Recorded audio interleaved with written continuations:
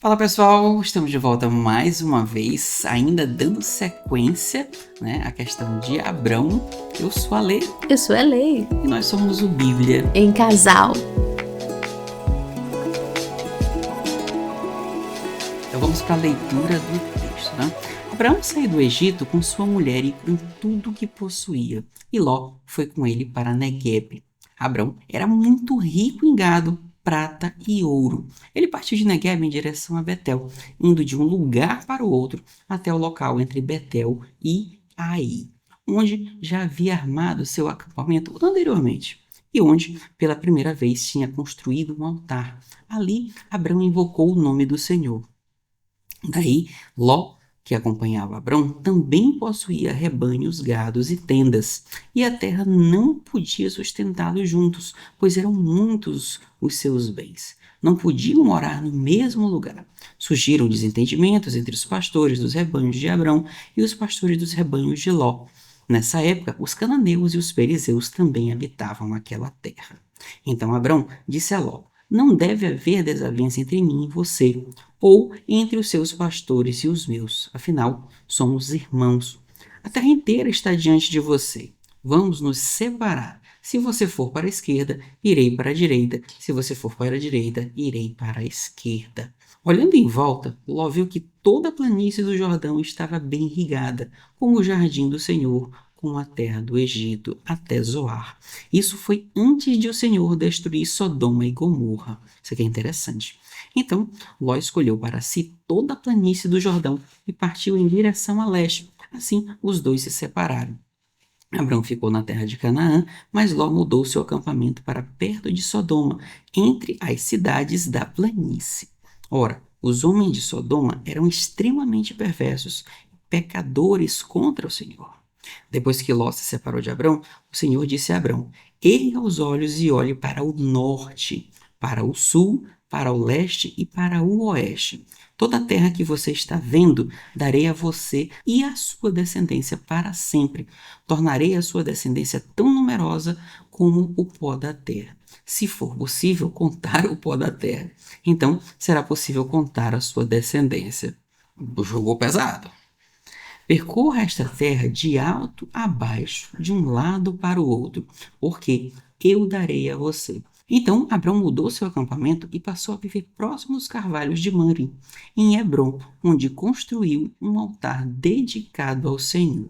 Amém. Amém. Vamos para o resumo, meu bem? Bora lá. Então, o resumo ele se divide em 3 partes, né? A primeira parte fala sobre Abrão retornando a Canaã, indo até Betel, onde já havia construído um altar ao Senhor.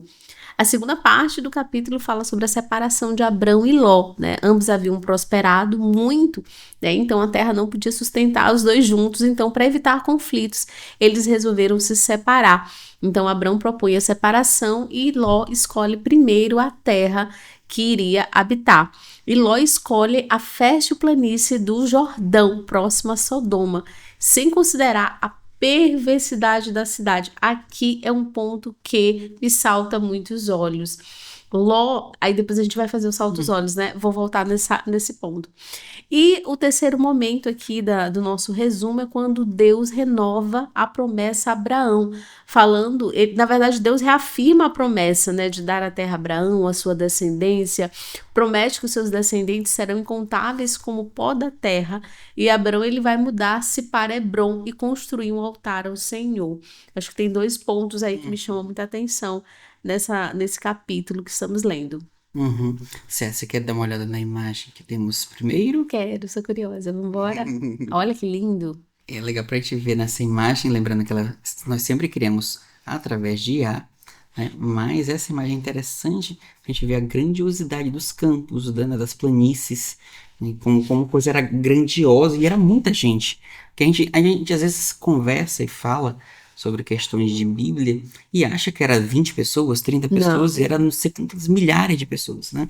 Assim, muito... E aqui Deus estava mostrando a terra para Abrão, né? Olha, Abrão, não tem como você contar, porque ela vai ser mais numerosa como o pó da terra.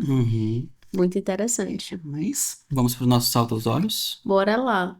Eu já vou pegar daqui. Eu acho que o primeiro salto aos olhos aqui que me vem é como é bom você obedecer, né? Na Bíblia fala que obedecer é melhor do que sacrificar. O quanto é bom você estar debaixo da obediência, sabe? Quando você está obedecendo, você só tem bênção. Claro que obedecer é fácil? Não, não é fácil. Né? Seguir o que de fato a Bíblia propõe, o que os princípios de Deus eles propõem é uma renúncia diária. Mas o quanto isso é bom, porque olha só, Abraão ele foi escolhido para governar e para ser o pai de multidões, né? E a geração, a generosidade de Deus foi enorme com Abraão, porque disse para Abraão, Abraão, você nem vai poder contar a tua descendência, né? Ela vai ser muito abençoada. E tudo isso é numerosa. numerosa. E tudo isso é fruto da obediência de Abraão. Eu acho que isso muito me salta os olhos, né? Eu sei que às vezes o dia a dia, os desejos, as vontades, elas às vezes, e às vezes não é 100% do tempo, você se afasta de Deus, você não coloca Deus no seu dia a dia, nas suas decisões, trabalhando a tua personalidade. Mas o quanto isso faz diferença quando você decide realmente obedecer e viver para ele, né? Abraão, ele fez essa escolha. É tão interessante que você está falando, né, que corrobora que, por exemplo, Ló não escolheu algo porque Deus disse. Ele escolheu porque ele viu que a planície era melhor, tinha mais recursos, que era mais bonita e tudo. Era mais fértil, né? E Abraão não. E Abraão, ele tanto confiava em Deus, pegando o que tu estás dizendo, que ele disse, Ló, escolhe. Porque onde eu estiver, é isso que a gente tem que pegar, sabe? Onde eu estiver, abençoado eu serei. E quando a gente começa a entender que abençoado eu serei onde eu estiver, mas desde que eu obedeça, desde que eu esteja na brecha, desde que eu esteja disposto a realmente cumprir aquilo que Deus determina para minha vida. Porque não é só bênção, não. Você também precisa fazer a sua parte. E quando Abraão entendeu isso, para ele ficou muito fácil, né? E olha só, Ló escolheu, viu fisicamente que era muito bom, só que ele esqueceu de ver todo o ambiente sociopolítico, econômico, né, que vinha da cidade de Sodoma, de Gomorra, não lembro agora. Sodoma e Gomorra. E o povo era muito violento, né? Então assim, mal. Você escolhe algo, mas tem tanta coisa por trás que se a gente não tiver essa sensibilidade de querer não só ver com olhos humanos, mas procurar esse lado, eu acho que realmente a coisa fica bem mais difícil, talvez não no começo, mas depois a coisa começa a apertar, né? E talvez por isso que muita coisa não dá certo, muitos planos a gente começa até funcionando e depois começa a desandar, porque você não teve sensibilidade para poder ter Deus do lado do comando, né? Eu acho que o que tu estás dizendo toca justamente no ponto essencial. Tenha Deus o controle de todas as coisas. Logo podia ter perguntado para Deus. Vou para a direita ou Ainda para a mais esquerda? caminhando com Abraão o tempo inteiro, né? Mas caminhar com alguém que fala de Deus não significa que você está conectado com Deus, porque a decisão de andar com Deus é uma decisão individual, é uma decisão diária, porque se peca todos os dias. Mas quando você tem um coração quebrantado e de fato se arrepende e decide andar com Ele, colocá-lo no controle da tua vida, as bênçãos elas aparecem, né? Eu sei que a gente está vivendo um evangelho muito de prosperidade, um evangelho muito de oba-oba, esquecendo, o evangelho coach, esquecendo de dizer quem realmente é Deus. Deus, ele tem bênção para as nossas vidas, mas precisamos para isso obedecer, né? E obedecer é melhor do que sacrificar. Muito legal. É isso. E aí? O que vocês acharam do capítulo? Acho que esse capítulo ele é um capítulo mais profundo do que os outros dois. Sim. Que a gente fez as leituras, né? Porque um foi introdução, o outro já conta mais ou menos a história de como é que foi. Esse aqui já traz essa questão mais reflexiva, né? Então, acho que eu gostei bastante, né? Eu também. Espero que vocês tenham gostado. Coloca aqui pra gente. Tem muitos aprendizados. Na verdade, o que a gente coloca aqui e pontua O que salta os olhos. É o que salta os olhos, olhos. os nossos olhos.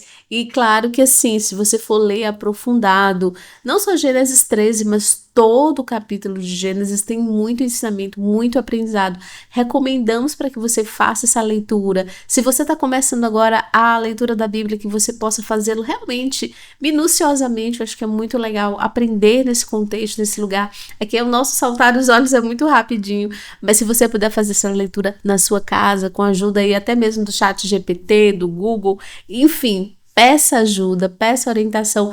Comenta aqui embaixo nos comentários para que a gente possa trocar e aprender também com vocês, porque estamos nessa busca, né, de nos conectarmos cada vez mais com Deus e de colocá-lo cada vez mais no centro das nossas vidas, porque somos pecadores, isso, somos pecadores, somos falhos, mas reconhecemos que precisamos dele todos os dias, não é isso? É isso, meu bem. Amém. Amém. Então, pessoal, até a próxima. Fiquem com Deus. Até mais. Tchau. Tchau.